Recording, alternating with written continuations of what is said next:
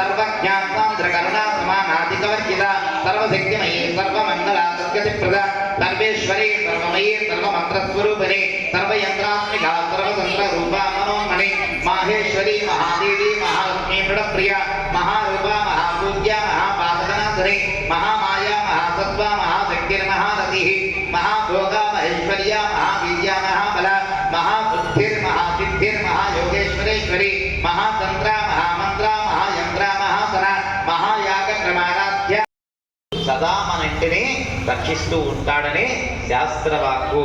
అర్థమైందా? కాబట్టి ఆ ధ్వజము ఏ రంగుతో కూడుకుని ఉండాలి? కాషాయ రంగుతో కూడుకునేటటువంటి ధ్వజాన్ని మన ఇంటి మీద ఆవిష్కరించాలి. ఇకపోతే ధర్మకుంభాన్ని పూజించాలి, పూర్ణకుంభాన్ని పూజించాలి. పూర్ణకుంభమన్నా ధర్మకుంభమన్నా మనం ప్రతిసారి ఏం చేస్తూ ఉంటారంటే ఏదో ఒకటి మన కోసము అనేటటువంటి విధానము మన యొక్క హిందూ ధర్మంలో ఎప్పుడు లేదు. మనం శక్తి కొలది ఇతరుల కోసం అనేటటువంటిదే మన హిందూ ధర్మం చెప్పింది. అర్థమైందా?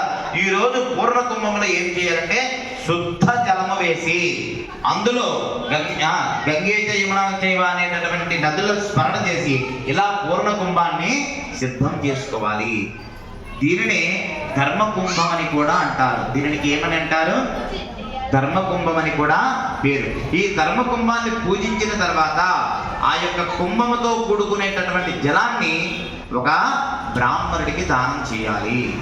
దీనిని ధర్మకుంభ దానము లేదా ఉగాది కుంభ.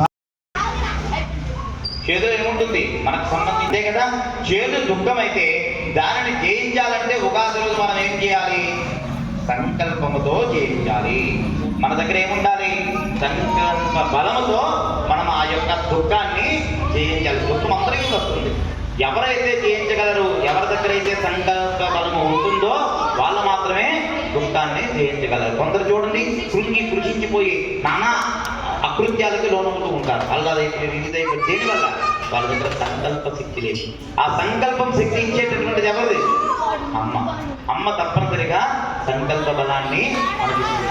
ఎన్ని కష్టాలు రాని ఒకడు అలాగా మానులా ఉంటాడు. వాడిని మీరు చూస్తే వాడికి వచ్చినటువంటి కష్టాలు ఇంటికి రాకూడదు అంటారు. అంతేనా? కానీ వాడు అలా ఉండడానికి కారణం వాడికి వగరు దేనితో వస్తుంది? మామిడి.